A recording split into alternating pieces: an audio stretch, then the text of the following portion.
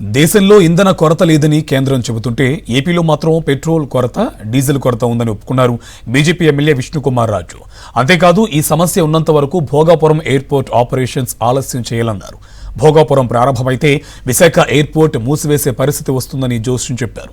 భోగాపురానికి వాహనాల్లో వెళ్లడం వల్ల ఇంధనానికి నెలకు 74 కోట్ల రూపాయలు అదనపు భారం పడుతుందని చెప్పుకొచ్చారు. అసలు విమానాల్లో వెళ్లే బదులు రైళ్లలో రాకపోకలు సాగించాలని ప్రజలకు సూచించారు విష్ణుకుమార్ రాజు.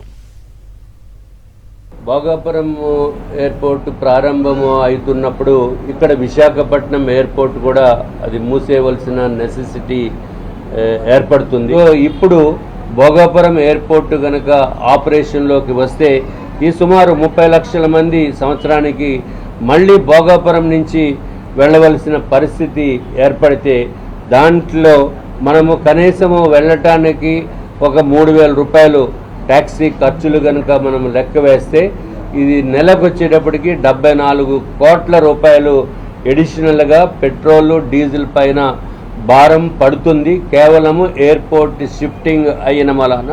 కాబట్టి ఈ పెట్రోల్, డీజిల్స్ ఇబ్బందులు ఉన్నంత వరకు ఆ భోగాపురం ఎయిర్పోర్ట్ని కొంత డిలే చేసి ఆపరేషన్స్ విశాఖపట్నం నుంచే కంటిన్యూ చేయవలసిందిగా మేము కోరుకుంటున్నాము.